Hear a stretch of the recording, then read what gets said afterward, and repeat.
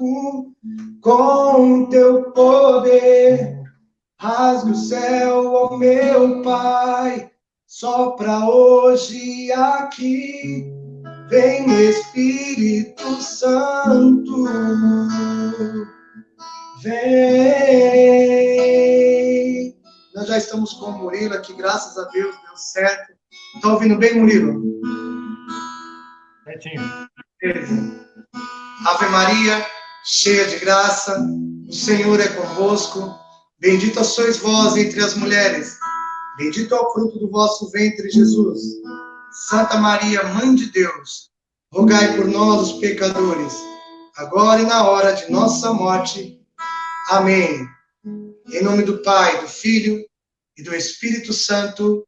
Amém. Tá ouvindo bem aí? Murilo, acho que eu não estou te ouvindo. Não estou conseguindo te ouvir. Está sem áudio. Sem áudio. Vou tentar. Ela está chegando. Se puder aumentar mais. Tá dando para ouvir aí? Tá bem baixo. Baixo. Deixa eu ver aqui como é que... Põe o fone aqui, eu ver se melhora. Tá. Enquanto o Murilo vai arrumando, irmãos. Vamos rezando uma Ave Maria para que Nossa Senhora passe à frente. Ave Maria, cheia de graça, o Senhor é convosco. Bendita sois vós entre as mulheres. Bendito é o fruto do vosso ventre, Jesus. Santa Maria, Mãe de Deus, rogai por nós, os pecadores, agora e na hora de nossa morte. Amém. Amém. Melhorou aí, Emerson? Peraí, deixa eu ver se é o meu aqui também. Pessoal também que estiver ouvindo aí, tá dando certo? Agora tá ótimo, Murilo. Tá, beleza. Bom, então, começando aí me apresentando, né? Eu sou Murilo, sou da cidade de Sumaré, aqui interior de São Paulo, próximo aqui a Campinas, vizinho de Campinas. Nós somos da Arquidiocese de Campinas aqui, né? Nosso arcebispo é Dom João. E eu sou da paróquia São Pedro Apóstolo. Nós temos aqui uma missão que se chama Recanto do Amor Misericordioso. Sou fundador dessa missão.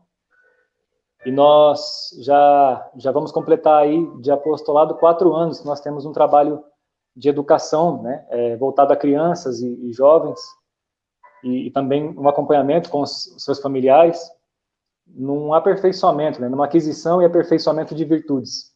Esse é o norte do nosso trabalho aqui, tendo como finalidade não a aquisição das virtudes por si só, mas, sobretudo, uma aquisição de virtudes que nos leve a algo muito mais elevado que é o céu, é o nosso fim último. Então, eu sou psicólogo, né, tenho 32 anos, e também nós temos aqui uma casa de missão, eu atendo nessa casa de missão aqui, em Sumaré. Então fica aí o convite também para quem quiser nos conhecer, tem a página, né, do Recanto do Amor Misericordioso, vocês podem também nos acompanhar por lá. Depois eu posso dar alguns outros recados aí que nós vamos ter, alguns eventos, e também a gente consegue nos ajudar aí compartilhando.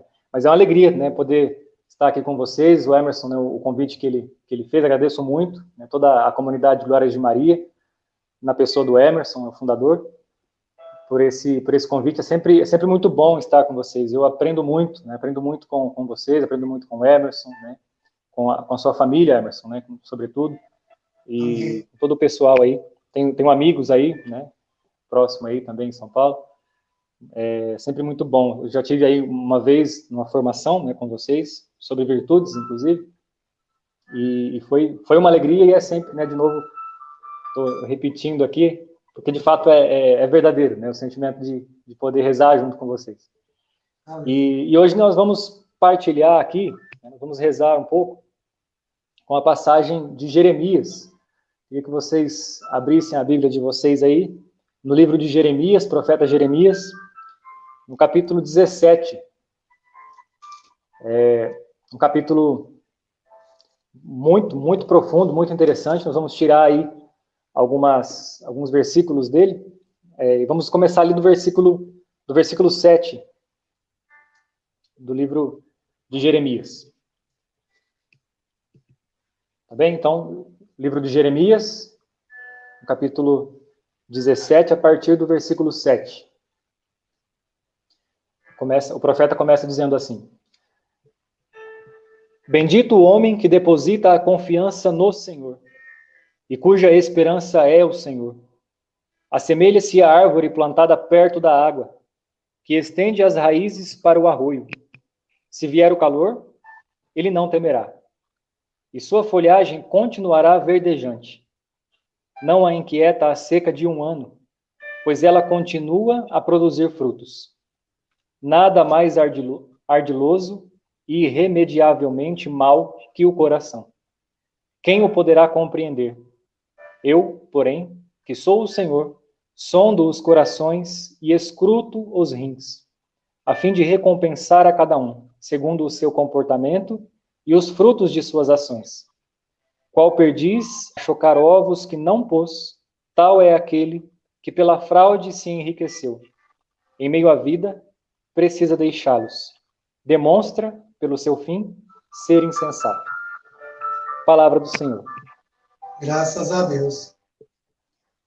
Então, irmãos, irmãs, nós estamos aqui, essa palavra que é riquíssima, e daria para a gente fazer, assim, né, profundas reflexões. Eu não sou teólogo, né, como eu disse, eu sou psicólogo, mas eu gosto muito de ler, inclusive o Antigo Testamento, porque exige mesmo, assim, uma interpretação um pouco mais exigente, né, de nós. O Antigo Testamento exige um pouco mais de nós, e é algo assim que não por minha interpretação, mas eu busco sempre nos padres da igreja, sempre no magistério da igreja, o que os padres, né, interpretaram sobre essas passagens. E hoje eu vou trazer uma compreensão, mas depois a gente vai fazer uma reflexão um pouco mais sobre esse tempo que nós estamos vivendo. Algo que de fato nos afetou como pessoa. E começando essa reflexão, já queria começando assim a partilhar com vocês algo muito interessante, né, e que tem me chamado muita atenção já de muito tempo, é que a pessoa humana, no nosso tempo, né, o homem contemporâneo, ele acabou se esquecendo quem ele é. A pessoa foi se esquecendo o que é ser pessoa. E nós estamos, por um longo período aí, falando sobre santidade, falando sobre vivermos no Espírito, vivemos em alto grau de santidade, como Santa Teresa d'Ávila, né, e falamos dos grandes santos, doutores da igreja, sobre sétima morada. Mas me chamou muita atenção há alguns anos atrás, quando eu ouvi uma frase de Santo Inácio de Loyola, que antes do santo vem o homem. Diz que primeiro nós precisamos formar o homem para depois formar o santo. A graça, ela sobrepõe a natureza, ela está acima da natureza.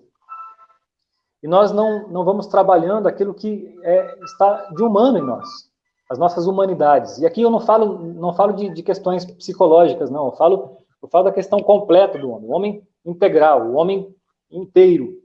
Não só em algumas dimensões, não só um recorte do homem, não só pedaços do homem, mas o homem por inteiro. O homem foi se esquecendo do que ele é, e por se esquecer do que ele é, ele não sabe mais um caminho de felicidade, qual é o caminho que ele precisa fazer, o que ele precisa realizar como pessoa, para que ele se realize verdadeiramente, para que ele tenha um sentido existencial, e que ele compreenda no mais profundo do seu ser o porquê que ele está vivo, o porquê que ele existe.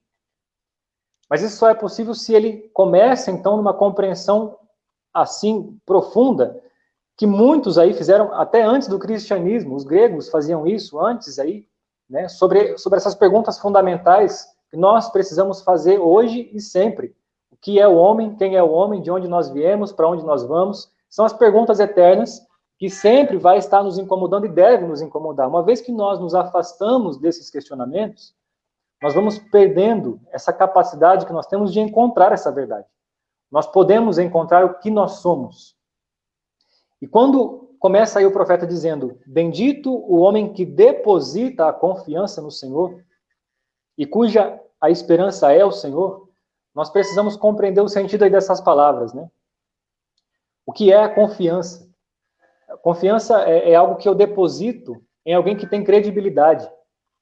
Eu confio também em algumas pessoas, mas aí nós vamos entender um grau de confiança, porque nesse mesmo capítulo, no versículo 5, se nós voltarmos um pouquinho aí, está lá aquele famoso versículo, né? Maldito o homem que confia em outro homem. Maldito o homem que deposita a sua confiança em outro homem. No mesmo capítulo, depois vocês podem voltar aí, está no versículo 5 desse mesmo capítulo. Então, nós olhando para isso, existe aí uma hierarquia de confiança. Existe aí um grau de confiança. Isso não quer dizer que nós não devemos confiar nas pessoas, mas a nossa confiança não deve estar depositada nas pessoas. A gente vai esmiuçando isso aqui, né? Conforme a gente for compreendendo. Porque isso vai me dando, conforme a pessoa vai demonstrando para mim lealdade, conforme a pessoa demonstra para mim uma certa sinceridade, uma competência, quando eu vejo uma descrição daquela pessoa, eu consigo olhar para ela, eu consigo entender, né, que existe algo de profundo ali, uma amizade que atrai o meu coração, que faz com que eu compreenda que aquela pessoa é digna da minha fé. E é necessário um certo tipo de confiança para que exista um vínculo, para que exista uma amizade, porém, essa confiança ela deve ser limitada. Ela deve ser limitada. E a gente já vai entender o porquê disso. Então, essa confiança é uma crença de algo que não falhará, de algo que não vai me deixar na mão. É algo que é bem feito, é algo que tem ali credibilidade que pode cumprir a sua função. Então, nós vamos compreendendo, né, toda essa dimensão do que é, de fato, uma confiança. E aí, quando fala, então, nesse versículo, né, o versículo 7, bendito o homem que deposita a confiança no Senhor. O que é depositar? O que é depositar essa confiança? Quando nós vamos ao banco, por exemplo, vamos fazer um depósito, nós colocamos ali algo de valioso dentro de um sistema que nós confiamos, que nós temos ali uma certa confiança de que é um lugar seguro. Algo valioso que nós confiamos para deixar naquele lugar, nós fazemos esse depósito de algo valioso para que fique ali bem guardado. E o que nos pede aí o profeta que nós depositemos? O que é esse valioso que nós precisamos depositar no Senhor? Bendito o homem que deposita a confiança no Senhor e cuja esperança é o Senhor. Essa esperança não é uma esperança vã de algo, né, simplesmente de sentar e esperar alguma coisa acontecer, mas uma esperança que de fato nos dá um sentido, que está fundamentada em algo. Não é algo vago, não é algo distante, algo que eu não consigo explicar direito. Quando as pessoas perguntam para mim qual é a razão da sua esperança, eu preciso entender concretamente, ter sinais inteligíveis, que eu consiga explicar para a pessoa por que eu tenho esperança, por que eu acredito que aquilo de fato pode acontecer. Mas não é algo assim que me leva a uma imaginação sem fundamentos, a algo que não é concreto, a algo que não tem muito sentido, que é difícil de explicar. A esperança não pode ser algo assim. A esperança, ela precisa estar em algo fundamentado. São Pedro diz isso, não é? Em uma das suas cartas, que a fé é o firme fundamento da esperança. A esperança como a segunda virtude teologal, as virtudes que nos são dadas por Deus, a fé, a esperança e a caridade. A esperança, ela existe sobre a fé. A fé é o fundamento da esperança. E a esperança que é até simbolizada como a âncora, né? A âncora, que é um sinal, aí, um símbolo de esperança, ela, nos primeiros séculos ali, quando os cristãos eram muito perseguidos, muitos eram mortos, eles usavam até a âncora como um sinal para se reconhecerem. Existe ali aquela âncora de Escora, né, que ficou conhecida, tem uma cruz na âncora, e essa cruz representava ali, de algum modo, onde os cristãos precisavam se comunicar. Aquela âncora era para eles um sinal. E isso ficou, de fato, fundamentado como um sinal de esperança. A âncora que, no meio dessas tempestades, nós cantávamos isso há pouco, né? O Emerson cantava aí pra gente, no meio dessas tempestades, a âncora me fundamenta nesse chão. A âncora, ela tem essa ligação com algo que é concreto, com algo que está lá submerso, com a terra firme, que não me deixa agitar no meio das tempestades, que não me deixa ser arrastado pelas tempestades.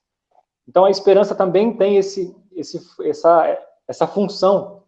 Não é algo que simplesmente me joga para um futuro, e desperta em mim uma ansiedade, mas é algo que me instala no presente, é algo que me coloca aqui no hoje e faz com que todas as contrariedades desse mundo, a agitação desse mundo, não perturbe o meu coração, não me deixe em um estado alterado, onde eu não consiga nem mesmo reconhecer a realidade que está ao meu entorno.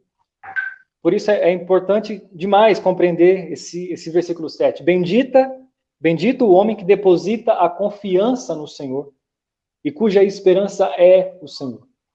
E daqui a gente dá sequência, porque ele também, no versículo 8, até de uma maneira poética, assim, né, o profeta, ele diz, assemelha-se à árvore plantada perto da água. Uma árvore plantada perto da água, ela é frondosa, ela produz muitos frutos, ela está sempre verde. E é o que diz o profeta aqui, ela não teme a seca de um ano. Imagine você agora na sua vida, né, passando por uma seca de um ano, e continuar produzindo os frutos, continuar verde, continuar frondoso, vistoso.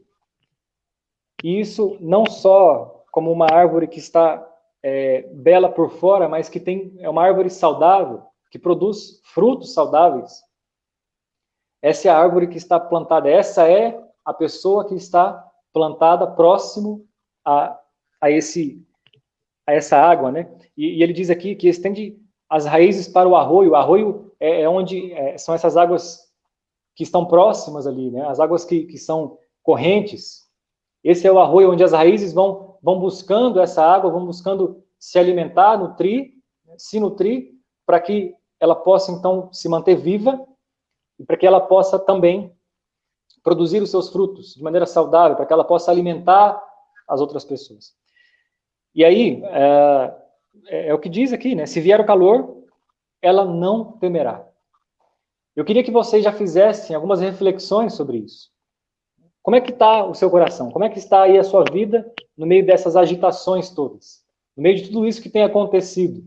No meio de tantas provações, no meio de tantos obstáculos, no meio de tantas dificuldades que você tem passado, que foram, de algum modo, até potencializadas por essa pandemia.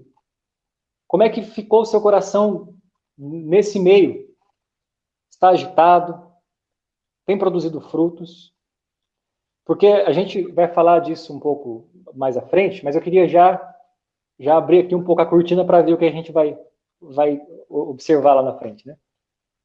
O que nós estamos vivendo hoje, e muitas pessoas se percebendo numa certa ansiedade, se percebendo numa certa agitação, eu tenho para dizer para vocês aqui que você já era assim, você já estava assim. Acontece que como o ritmo das coisas pararam um pouco, você se olha, você se vê, você começa a perceber que você está agitado, mas você já estava assim, mas como você estava no ritmo acelerado e não parava para se olhar, não parava para se examinar, acontece que você não notava toda essa agitação dentro de você. Você e o mundo externo estavam a mesma coisa, agitado fora e agitado dentro. Era uma comunicação que não tinha discrepância, não tinha nada de incomum. A agitação interna, ela se coincidia com a agitação externa. Então, essa vida sem produzir frutos, de algum modo ela já existia. Já estava aí, entende? Mas aí, nós vamos olhando aqui uma outra questão, né? Por que o profeta vai falando sobre essa questão da confiança, da esperança, de que a nossa confiança deve estar no Senhor, de que a nossa esperança deve estar no Senhor? E ele diz algo assim, de maneira bonita, e de repente no versículo 9 ele já muda o tom, né? Já muda o tom, trazendo um pouco para nós isso. Ele para um pouco com essas alegorias, para um pouco com o exemplo lá da árvore e traz para a gente algo bem impactante, assim. Ele diz que nada mais ardiloso e irremediavelmente mal que o coração. O nosso coração, mal, ardiloso. Não existe nada mais mal do que o nosso coração. E aqui ele está, de algum modo, justificando aquilo que ele diz lá no versículo 5. Maldito o homem que deposita sua confiança em outro homem. Porque o nosso coração, ele é inconstante. O nosso coração, ele é instável. O nosso coração não tem firmeza. Nós não temos uma convicção, e eu, como católico, como fundador de uma missão, não posso dizer para vocês de que eu morrerei católico, se não for pela graça de Deus. É a graça de Deus que me sustenta. Eu não posso dizer para vocês que eu morrerei em frutos de santidade se não for pela graça de Deus. Eu não posso dizer nem que eu morrerei como um bom homem se não for pela graça de Deus. Porque eu preciso reconhecer, isso é muito sério, gente. Eu preciso reconhecer que o meu coração é inconstante, que o meu coração não sabe amar, que eu não sei amar. E se o Senhor não vier em meu auxílio para me ensinar o que é ser um bom homem, para me ensinar o que é ser um bom servo, porque Ele serve, Ele sendo o Senhor nos serve, se abaixa e vem em nossa pobreza, em nossa baixeza, para nos servir. E Ele vem nos dar, então, esses exemplos, né? Então Ele vem dizendo tudo isso, não para que a gente fique desconfiando uns dos outros, eu falava sobre isso já, para alimentar desconfiança entre nós, entre os irmãos, entre nós que estamos aqui assistindo, entre as pessoas que nós convivemos, mas nossa confiança e a nossa esperança não deve estar nos homens. Nós não precisamos e não devemos colocar a nossa confiança em algumas questões políticas, em algumas questões de empresas, de negócios, em homens, em promessas humanas. Quantas pessoas têm esperado uma ação humana para que essa situação que nós estamos vivendo se resolva? Quantas pessoas têm colocado em uma pessoa ou em algumas pessoas para que tudo isso que nós estamos vivendo seja solucionado? É aqui que nós precisamos compreender que se nós continuarmos com essa vã esperança de colocar toda a nossa confiança em uma pessoa, em um homem, nós vamos ser frustrados. Nós vamos ser pessoas que vai viver de frustração em frustração, porque uma vez em que aquela pessoa que tem um coração inconstante, aquela pessoa que não sabe amar, que tem um coração mau, uma vez que ela me frustra, eu vou buscar em uma outra pessoa também essa visão de alguém que possa saciar essa minha sede de realização. Eu abaixei um pouco aqui o microfone, tá dando para ouvir aí bem, né? Beleza. Então, olhar para tudo isso, observar toda essa realidade de que o homem, ele se esqueceu de quem ele é, ele se esqueceu do que ele pode ser, que no caso aqui, o grau mais alto, né, que nós temos, e aqui nós podemos comparar com todas as religiões, com todas as filosofias. O grau mais alto que o homem pode alcançar é o grau de santidade. Não existe um grau mais elevado nessa terra do que o grau de santidade. Por isso a nossa religião, ela é, de fato, algo que exige de nós, algo que as outras religiões não exigem. Exige um sair de nós mesmos, exige um trabalhar constante de nós mesmos, porque nós compreendemos que nós, ou devemos compreender, pelo menos, que nós somos maus. E que aquilo de bom que existe em nós é uma graça de Deus, que abundantemente é derramada em nossos corações. E uma vez que nós vamos sabendo aproveitar essa graça, nós vamos então purificando tudo isso de ruim que existe em nós, nós vamos fazendo um processo aí de transformação de tudo aquilo que é baixo, tudo aquilo que é infrutífero, tudo aquilo que não tem valor. Nós vamos elevando esses valores, vamos elevando essa matéria-prima, nós podemos assim dizer, em algo valioso. Nós vamos transformando tudo isso que é lixo em ouro. Não porque nós somos bons, mas porque Deus consegue fazer isso. Deus consegue pegar desse barro, Deus consegue transformar esse coração mau, esse coração ardiloso, em algo que sabe de fato amar. Esse é o nosso caminho. Aqui é o nosso caminho como católicos, como cristãos. Então, quando ele cita isso aí, né, de que todos esses homens são falíveis, de que nós, a começar por mim, de que nós somos falíveis, de que nós erramos, é aqui que nós precisamos compreender que a nossa confiança, a minha confiança, não deve estar nos homens, nem mesmo em mim mesmo. Ficou redundante aqui, né? Mas é isso mesmo. Eu não devo confiar nas minhas próprias forças, eu não devo confiar naquilo que eu sei fazer, eu não devo confiar nas minhas potencialidades. E eu tenho repetido isso constantemente, né? Alguns vão dizer que é rixa de psicólogo com coach, né? Mas não é. É uma ideia fixa que vão colocando na cabeça das pessoas de que elas podem fazer o que elas quiserem, de que elas podem realizar tudo. Se você quer, você pode. Você se transforma naquilo que você pensa. Não, Viktor Frankl dizia isso, né? Um psicólogo conhecido aí. Você não é aquilo que você pensa, você é aquilo que você faz. Então, não é uma transformação só de pensamento. Nós vivemos no mundo real. Existe uma realidade concreta, palpável. Existem pessoas sofrendo e que se eu não fizer nada, além de pensar bem, pensar positivamente, a realidade dessas pessoas não vão ser transformadas.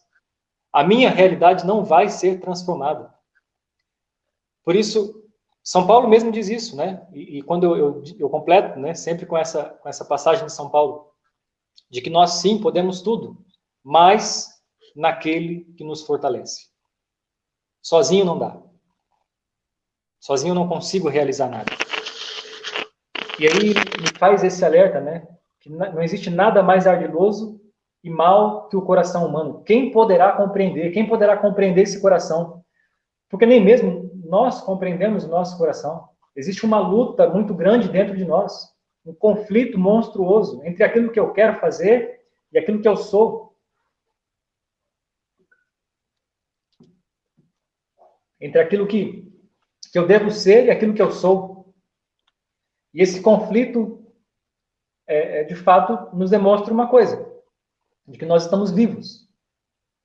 Nós estamos num processo de aperfeiçoamento. Não estamos ainda prontos. E quando eu tenho consciência de que eu não sou aquilo que eu ainda devo ser, aí então começa o meu movimento. Começa um trabalho. Aí a gente faz essa comparação dessa árvore, que começa a ir em busca dessa água, que alimenta tudo aquilo que precisa ser alimentado em mim, não só de maneira biológica, mas espiritual, psicológica, em todas as minhas dimensões. Eu começo, assim, então, a ser alimentado em todas as minhas necessidades de um modo completo, para que, então, eu comece a me aproximar daquele meu dever ser. Me aproximar daquilo que eu devo ser, né? Me aproximar daquilo que Deus sonha para mim. O sonho mais elevado, porque também lá em Isaías, né, vai dizer que os sonhos de Deus são muito mais elevados do que os nossos sonhos. Os pensamentos de Deus são muito mais elevados do que os nossos pensamentos. Portanto, quem poderá compreender esse coração? É a pergunta que o profeta faz aqui. Jeremias faz essa pergunta. Quem poderá compreender esse coração?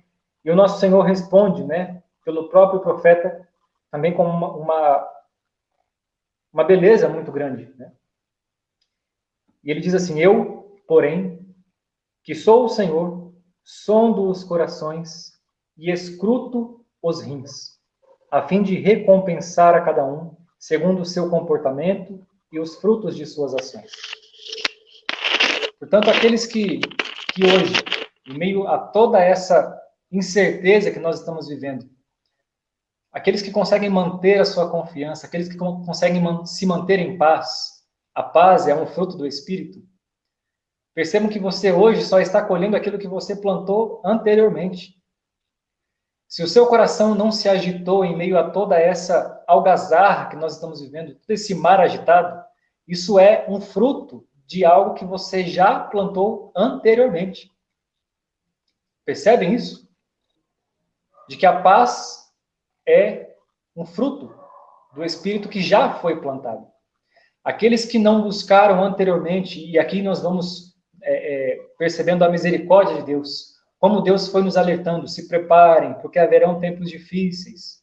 Preparem o seu coração, construam a sua casa sobre a rocha, façam de fato aquilo que faz a diferença para o seu crescimento. Não coloque a sua confiança em bens que a traça pode corroer. Não coloque não construa a sua vida sobre coisas que são passageiras, temporárias, porque agora fica muito mais do que provado que essas coisas não nos dão segurança alguma. E por isso o coração daqueles que não colocaram a sua esperança no Senhor, hoje vivem de um modo muito mais agitado. Mas e aí, Murilo? Né? Acabou? Não tem mais o que fazer? Claro que tem. O próprio fato de nós estarmos aqui hoje, podendo refletir sobre tudo isso, é um sinal de misericórdia de Deus. É um sinal de que o tempo não acabou, de que é possível agora mudarmos o nosso comportamento, porque, como diz aqui no final do capítulo, do versículo 10, o Senhor vai nos recompensar a cada um, de modo particular, segundo o seu comportamento e segundo as suas ações, os frutos das suas ações. É assim que nós seremos recompensados. Então, o fato de de depositar a nossa confiança no Senhor, isso é um comportamento. Isso é uma ação. A confiança aqui, né, ela é um verbo. Embora ela seja conhecida aí como um substantivo, né, mas aqui é um ato. Eu confio. É um movimento. E essa questão do depositar também. Né, eu deposito. Aí sim, né, é um movimento de depositar também toda essa questão de não ficar ali simplesmente fechado nas minhas particularidades, nos meus medos, nas minhas falsas seguranças. Quantas vezes nós vamos colocando a nossa confiança em coisas que são temporárias, passageiras, e aquilo muda. Sobretudo o coração humano, que é uma coisa imutável. É surpreendente como que um coração, os desejos de uma pessoa são transformados. Eu acompanhei experiências, né, de um lado e de outro, de pessoas que se converteram rapidamente, né, e mantiveram a sua conversão durante longo tempo, e até hoje são pessoas, né, que buscam constantemente esse aperfeiçoamento na vida cristã, que buscam a santidade, que buscam coisas elevadas, buscam as coisas do céu, mas também ouvi o contrário. Pessoas que tinham um desejo sincero de buscar a Deus, de conhecer a Deus, e de repente foram buscar isso em outras religiões, porque não se sentiam plenas, porque não se sentiam completadas. O nosso coração é inconstante, e se nós não vigiarmos, se nós não tivermos isso claro para nós, o próximo pode ser eu, o próximo pode ser você. Essa é uma realidade que nós precisamos encarar. Não dá para a gente achar que estamos ilesos a isso. Nós estamos numa batalha espiritual. O tempo todo estamos ali sendo arrastados de um lado para o outro. E se nós não estivermos com a nossa âncora firmada em algo que seja sólido, o próximo vento que vier, aqueles que podem ser levados somos nós. Se nós não estivermos fundamentados em algo que seja concreto, em um amor que seja sólido, em atos de caridade que sejam genuínos, no próximo vento que vier, os que serão arrastados seremos nós.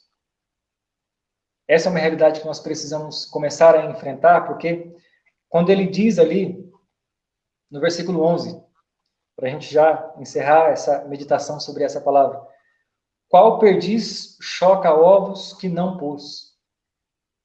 O homem uma perdiz, né, que viu lá alguns ovos e vou lá chocar aqueles ovos, né, vou lá cuidar daqueles ovos, mas os ovos não são dela. Muitas pessoas têm feito isso, não têm trabalhado, não têm feito algo de concreto, mas quando vê algo de bom, quer desfrutar daquilo. E não produz algo de bom, não realiza, não faz com que, de fato, aquela realidade difícil que ela vive, ou que as pessoas ao redor dela vivem, aquela realidade seja transformada. E aí, tal é aquele que pela fraude se enriqueceu. O homem se enriquece pela fraude, é como essa perdiz que, quando vê um ovo que foi chocado ali, né, de repente ela vai lá e vai chocar o ovo. Né? O ovo foi botado lá, ela vai lá, vai chocar o ovo. E aí o profeta aqui faz essa comparação, que essa perdiz, ela é comparada, o homem insensato, ele é comparado a essa perdiz, que não fez nada, mas que agora quer ir lá chocar o ovo. Mas no fim da vida, ele vai dizer, no fim da vida, ele vai ser reconhecido como um insensato. E São João Clímaco, quando ele faz algumas reflexões sobre a morte, ele fala muito sobre isso, de que muitos relatos E ali nos mosteiros eles tinham muitas experiências de pessoas que morriam ali numa agonia, né? E ali era muito perturbada nesse sentido de negar a própria fé, de colocar em dúvida a perseverança final, que é uma das que mais nos importam, né? É aquilo que nós rezamos na Ave Maria, né? Que os dois momentos mais importantes da nossa vida, né? O agora e a hora da nossa morte. Essas são as experiências que nós precisamos levar a sério, porque muitos desistiram na agonia final. Muitos abandonaram a fé quando estava prestes a morrer, porque começaram a olhar para trás e começaram naquele filme, né? E isso nós temos relatos até dentro da medicina moderna de pessoas que conseguem nessa experiência fazer com que como se de fato passasse um filme da vida da pessoa durante esse período, né, em que ela viveu, e ela fazendo uma avaliação muitas vezes severa sobre ela mesma. Muitas vezes ela começa ali a se condenar, dizendo que ela não tem mérito algum de ir ao céu. E ela vai quase que desistindo. Então São João Clínico vai falando desse embate que existe ali próximo da morte, porque esses vão se reconhecendo como insensatos, que nós não sejamos desse número. Que você, que está aqui assistindo, que nós não sejamos dessas pessoas que, no fim de tudo, possamos olhar para trás e perceber que nós não fizemos nada que, de fato, pudesse dar alegria ao coração de Deus. E aqui, nós, trazendo para essa nossa realidade, quando eu falava para vocês, né, e essa pergunta que nos vem, e agora? Se eu não plantei isso lá atrás, se eu não depositei a minha confiança no Senhor, e se hoje o meu coração está agitado, se hoje eu vivo inquieto, se hoje eu vivo com uma ausência de paz, se hoje eu não consigo me concentrar, nem mesmo nos meus estudos, quando eu pego até mesmo a Bíblia para ler, eu não consigo me atentar àquilo ali, porque me vem uma certa agonia, me vem uma certa desconcentração, eu não consigo memorizar nada, meu pensamento não consegue se fixar em nada. Agora é o momento, irmão. Essa é a hora. Nós falamos aqui já, né? A oração da Ave Maria nos ensina muito bem isso. O momento mais importante que nós temos é o agora e a hora da nossa morte. Até que um dia essas duas horas vão ser a mesma. Elas vão se juntar. E o agora será a hora da nossa morte. Mas enquanto ela não chega, nós temos o agora. Nós temos o agora para de fato fazer com que nós sejamos plantados próximos a essa água, para que nós sejamos não vistos, para que as pessoas possam nos encher de vaidade e ver como nós estamos verdejantes, frondosos, cheios de frutos. Não é isso. Mas para que nós possamos alimentar as pessoas que vêm buscar alimento em nós, para que nós possamos ser uma sombra para aquelas pessoas que precisam de descanso.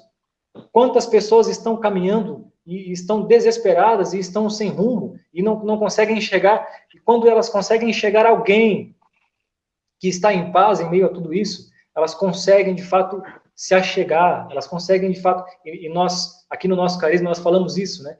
A pessoa consegue encontrar ali um recanto para descansar. Mas se eu estou agitado, eu não sou um bom lugar de descanso. Se o meu coração está inquieto, eu não sou um bom lugar de descanso. As pessoas vão correr de mim.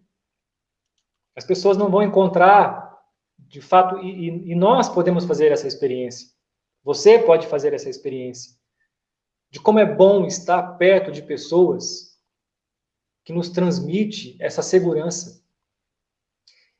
E pessoas que sabem que essa segurança não está nela, de que ela é só um instrumento, de que ela não é nada sem o auxílio de Deus, de que ela não é nada sem essa força que vem de Deus.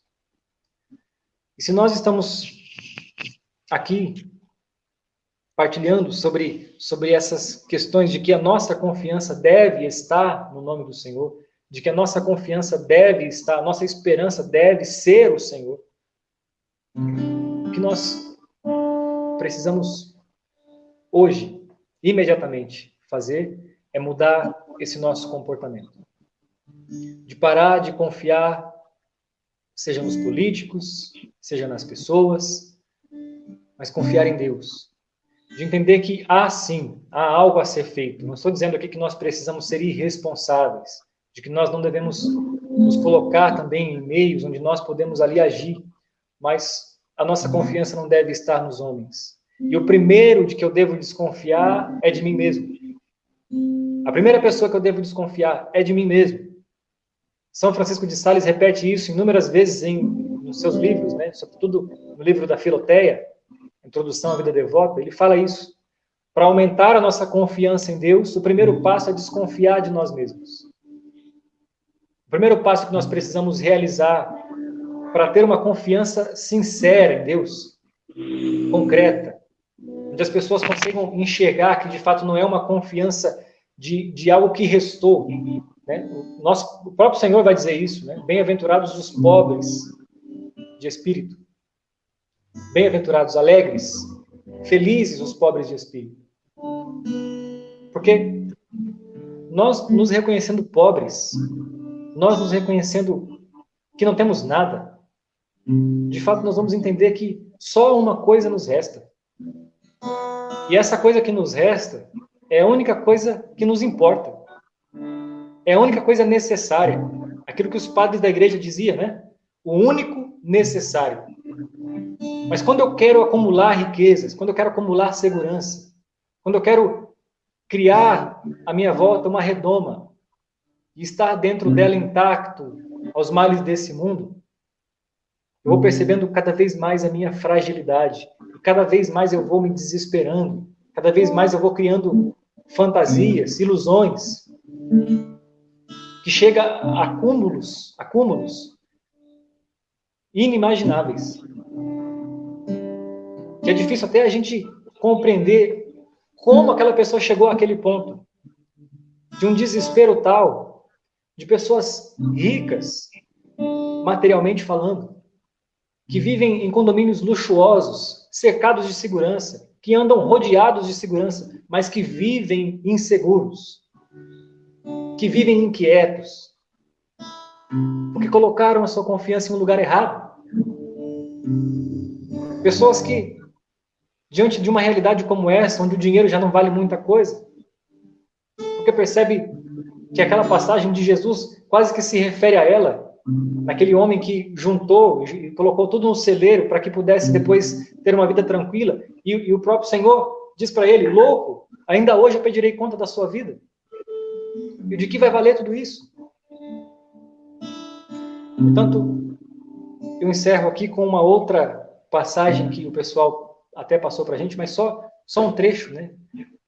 Que é uma pergunta que o nosso Senhor diz lá no capítulo 12 de São Lucas: onde está o teu coração? É uma pergunta que eu quero encerrar aqui a nossa pregação, para a gente entrar no momento de oração. Onde está o seu coração? Você tem medo de quê na sua vida? Medo de perder o quê? O medo, ele é algo que nos sinaliza algo muito valioso. Nós temos medo de perder aquilo que nós amamos. O que você tem medo de perder hoje? O que você tem mais medo de perder hoje? E o dia que eu lendo um livro, eu me deparei com essa pergunta, né, e essa afirmação de um santo, doutor da igreja, eu fiquei muito inquieto, porque eu percebi que eu não tinha medo de perder a Deus. Eu tinha medo de perder os meus familiares, eu tinha medo de perder a minha própria vida, eu tinha medo de perder até mesmo alguns bens materiais, mas eu não tinha medo de perder a Deus. E aqui nós vamos conseguindo mensurar quem nós amamos.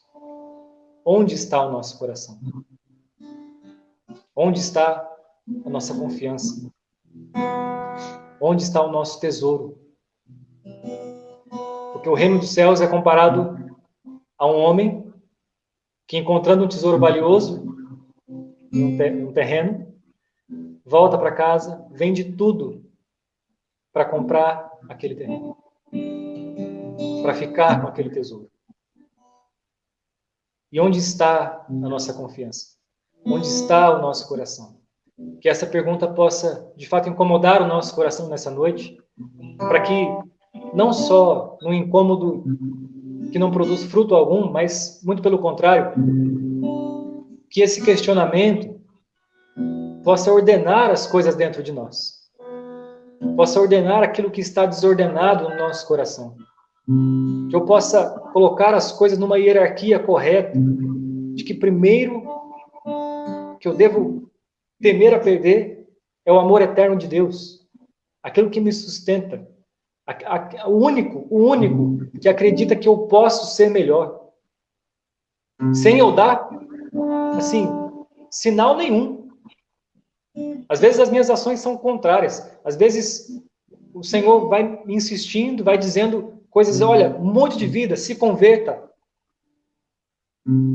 Tome vergonha na cara, né? Sendo mais direto. E muitas vezes as minhas ações sendo contrárias a esse pedido de Deus, ainda assim o Senhor acredita que eu posso ser melhor. Ainda assim o Senhor acredita na santidade que pode chegar até mim. Porque é Ele que santifica. Ele não acredita em mim, Ele acredita nele mesmo.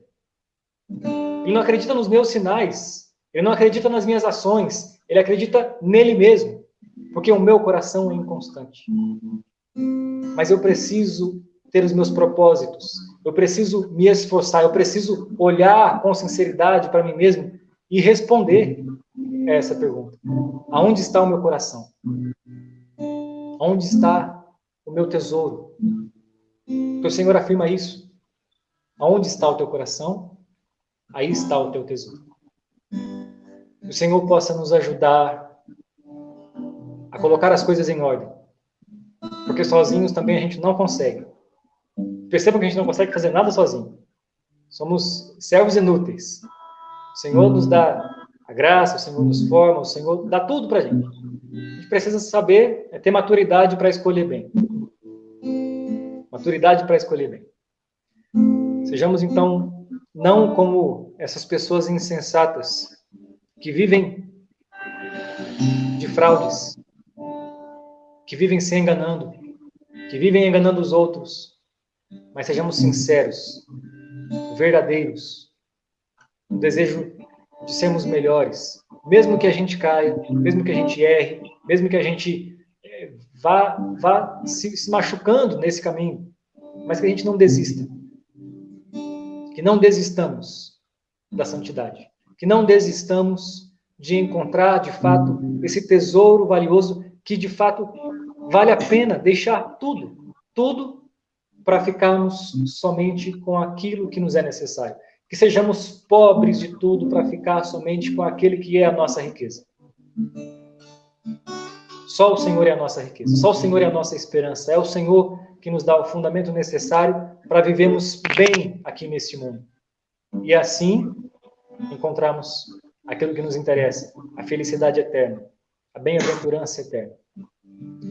Que sejamos agraciados nessa noite de buscarmos, de retomarmos, se você está desanimado, se você está sem esperança, que essa noite, nesse momento de partilha, de oração, que o Senhor possa reavivar no seu coração essa esperança de que é possível sim, de que se você fez escolhas erradas no passado, hoje é o momento de começar a organizar as coisas.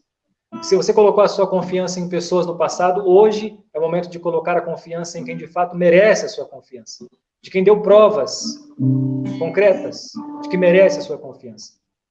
Essa pessoa não sou eu, essa pessoa não é o Emerson, essa pessoa não é o seu pai, não é o seu esposo, a sua esposa, essa pessoa é o Cristo, o Deus que se fez homem, que Deus deu provas e continua dando provas suficientes para que você deposite a sua confiança nele e deposite essa esperança que é algo valioso, essa sua confiança que é algo valioso nesse, nós podemos usar aí entre aspas, nesse banco que protege aquilo de valioso que nós temos. Que o Senhor nos abençoe, que o Senhor nos dê a graça de não desistir. Que o Senhor nos dê a graça da perseverança, para chegarmos um dia a viver contemplando a sua face, frente a frente, face a face, próximos do coração dele. Louvado seja o nosso Senhor Jesus Cristo. Para sempre seja louvado.